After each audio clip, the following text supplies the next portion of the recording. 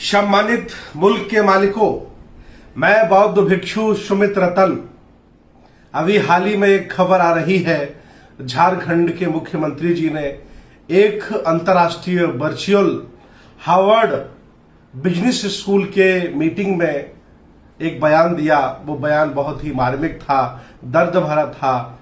बयान था कि देश भारत का आदिवासी, जिसे हम ट्राइबल कहते हैं, जिसे अनुसूचित जनजाति से जोड़ते हैं, और उन्होंने खासकर झारखंड की बात की। कहा कि 26% ट्राइबल आदिवासी है झारखंड में, जो लगभग 4 करोड़ से ज्यादा है। वह न पहले कभी हिंदू था, न आज हिंदू है, और न बाद में कभी हिंदू हो सकता है। उन्होंने तर्क दिया कि जो वर्तमान में हिंदू हैं, उनके देवी देवता अलग हैं, उनके त्योहार अलग हैं, उनकी बोली भाषा अलग है, उनकी संस्कृति अलग है, और आदिवासी ट्राइबल की बोली भाषा संस्कार और त्योहार अलग हैं। जब हमारे त्योहार अलग अलग हैं, आदिवासी प्रकृति पूजक हैं, ये मूर्ति पूजा करते हैं, तो कैसे हम हिंदू हो सकते हैं? ये बड़ी चिंतनीय विषय है, और ये बात बड़ी मार्मिक है, दर्द भरी है, और सत्य पर आधारित है। मैं इस बात का समर्थन करता हूं। जिस तरह से लिंगायत समाज के लोगों ने अपना अलग धर्म बना लिया, वो हिंदू धर्म में शामिल नहीं हुए, उसी तरह से मैं आह्वान करता हूं आदरणीय मुख्यमंत्री हेमंत सोरेन जी से कि आप लड़ाई लड़िए। इस लड़ाई में हम आपके साथ हैं। वैसे भी हिंदू मंदिरों के बाहर बोर्ड लगे होते हैं, उनमें लिखा होता है कि शूद्र मंदिर में प्रवेश ना करें। आप उनके साथ रोटी बेटी का संबंध नहीं कर सकते। आप मुख्यमंत्री प्रधानमंत्री बन सकते हैं, आप एमपी एमएलए बन सकते हैं, आप बड़े बड़े व्यापार कर सकते हैं, और देश भारत का आदिवासी आज भी जंगलों में पड़ा है। उसके पास पहनने के लिए कपड़े नहीं है, पढ़ने के लिए स्कूल नहीं है, उसके पास अपने रोजगार नहीं है।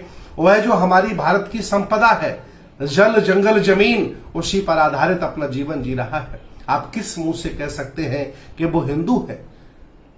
जब आपको वोट की जरूरत होती है, जब आपको संख्या अपनी ज्यादा दिखानी होती है, तो इन हक वंचित असहाय कमजोर और निरीह, जिनको आपने हमेशा सदाया है, जिनका हमेशा आपने शोषण किया है, उन्हें आप हिंदू कह देते हैं।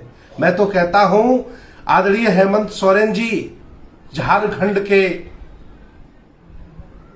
ट्राइबल लोग ही नहीं बल्कि पूरे भारत के जो बाबा साहब की भाषा में अनटचेबल है, अछूत है, एससी है, एसटी लोग हैं, ये एक भी हिंदू नहीं है।